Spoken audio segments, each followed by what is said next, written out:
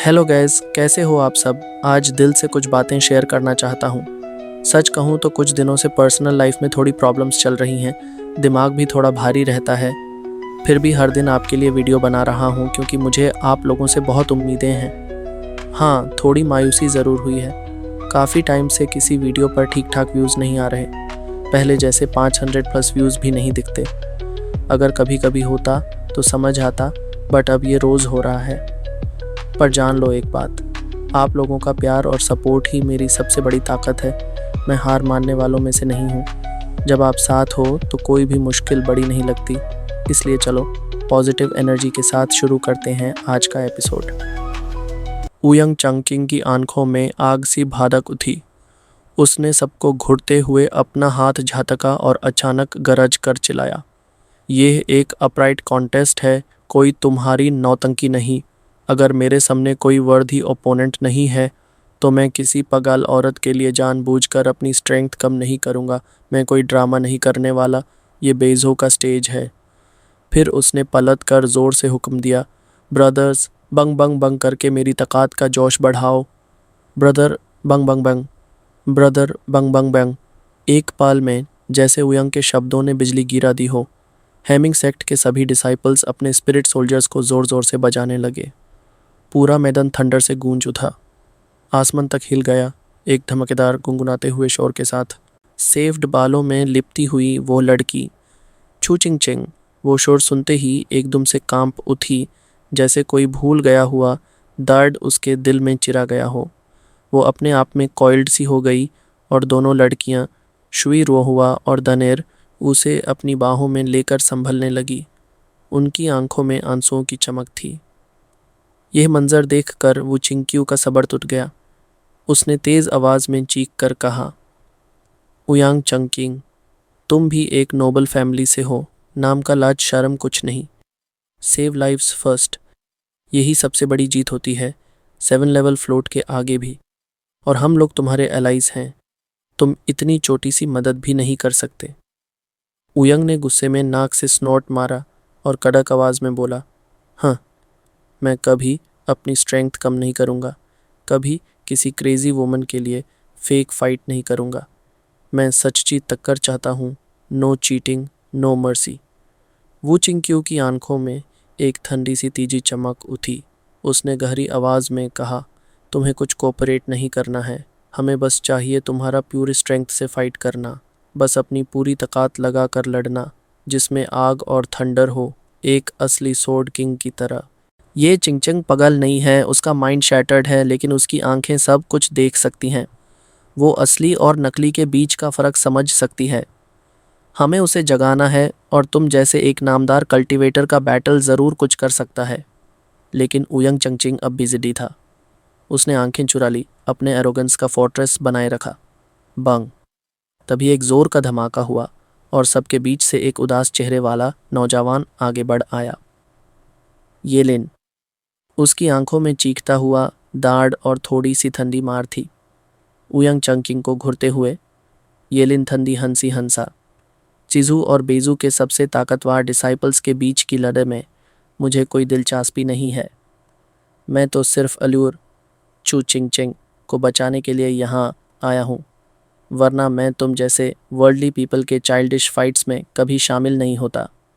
फिर उसकी आवाज़ एक सोर्ड के जैसे काटने वाली हो गई। लेकिन अब लगता है मुझे तुम्हें एक लेसन देना पड़ेगा। सोर्ड किंग ये लिन की मिसाल बनाना चाहते हो? हाँ, तुम उसके लायक भी नहीं। उयंग चंकिंग की आंखों में गुस्सा उबाल गया। उसने अपनी आंखें पतकी और ठंडी हंसी के साथ बोला, तो तुम हो शीज़ो के नंबर 1 डिसाइपल? अच्छा, अगर तुम भी एक नकली चैंपियन निकले तो मैं तुम्हें हराकर फिर वो चिंकियों के साथ compete करूँगा। मैं तुम जैसे नकली नामदारों को एक एक करके तोड़ूंगा और असली सोर्ड किंग बांध के दिखाऊंगा, बेजो का शान बांध के। Brother mighty, brother mighty. Stands में फिर से जोर जोर से चीयर्स गूंजने लगे। हर एक चीयर एक थंडर जैसे धक्का मार रहा था चू चिंग चिंग के दिल पर। बेचारी लड़की और ज्यादा कांपने लगी। उसकी आंखों में डर के साए और गहरे हो गए। वो दोनों लड़कियों के बीच और ज्यादा घुस गई, अपना अस्तित्व बचाने की कोशिश करती हुई। ये मंजर देखकर सीजू के सब वॉरियर्स के दांत कस गए। येलिन के हाथ की मुट्ठी कस गई और उसकी आंखों में एक पाल के लिए एक खून के प्यासे कल्टीवेटर की किलिंग इंटेंट चमक उठी। श्वे रोहवा ने चू चिंगचिंग को अपने से चिपका कर संभलते संभलते आंसुओं से भारी आंखों के साथ गुस्से में कहा, नहीं तो हमें अलूर को यहाँ से तुरंत ले जाना होगा। यह जगह अब उसके लिए सेफ नहीं है। सब लोग एक दूसरे की तरफ देखा और थोड़ी सी मजबूरी भरी हांसी के साथ सर हिला दिया। क्या करें? जब उयंग चंगचिंग जैसे जिद्दी इंसान कोऑपरेशन को तैयार ही नहीं, तो और उस जगह रुकना सिर्फ चू चिंगचेंग के लिए और ज़्यादा तकलीफदायक होता। बेहतर यही था उसे वापस भेजकर शांति से कल्टीवेट करने दिया जाए। लेकिन दिल के कोने में सभी को बस एक ही बात चुभ रही थी, उयंग चंगकिंग जैसे घमंडी को सबक सिखाना चाहिए। सबके चेहरे पर अंगे का एक ज्वाला सा फूट पड़ा, आंखों में आग, जैसे एक ही पल में सब मिलकर एक ही बैटलफील्ड पर कूदने वाले हो। एक ग्रुप फाइट जैसे माहौल का एहसास होने लगा था।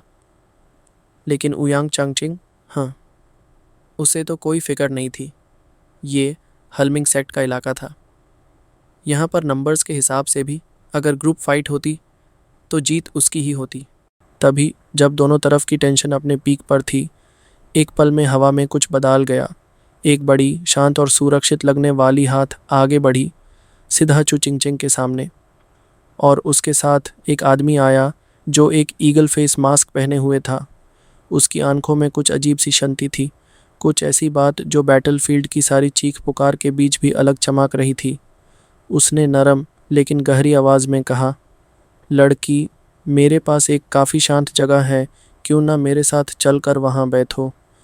वैसे भी ये बेजू और शीजू के स्ट्रॉन्गेस्ट डिसाइपल्स की डिसाइसिव फाइट देखना एक अफसोस की बात होती अगर छोड़ देते।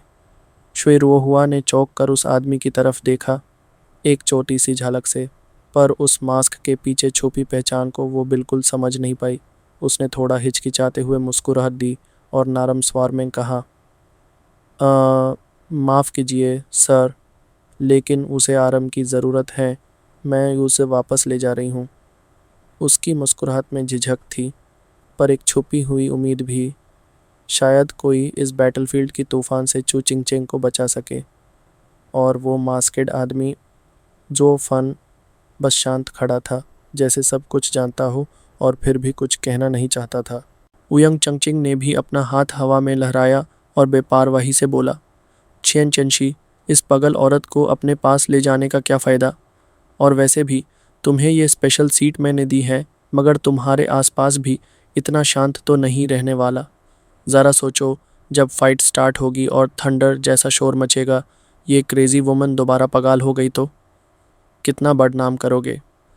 क्या बकवास कर रहे हो? श्वे रोहुआ आंखों में आग ले आई और चिल्लाई, अलूर, चू चिंगचेंग ने सिर्फ अपनी याददाश्त खो दी है, वो कोई क्रेज़ी नहीं है। तुम कैसे बोल सकते हो ऐसी बातें? सारे आसपास के लोग भी उयांग को घुरते हुए गुस्से में भर गए। एक अजीब सा माहौल हो गया था, लेकिन मास्केड आदमी ज़ुओफन शांत था। उसकी नज़र सिर्फ और सिर्फ चू चिंगचेंग पर थी और वो नरम आवाज़ में बोला, मेरे पास वाकई में शांति है, मुझ पर भरोसा करो, तुम्हें वहाँ कोई खतरा नहीं होगा। श्वे रोहुआ थोड़ा हिचकिचाई और मुस्कुराते हुए कहा, सर, हम आपके शुक्रगुजार हैं, पर चिंगचेंग अभी अजनबियों से बहुत डरती है। उस किसी और के साथ जाने की इजाज़त देना मुश्किल है।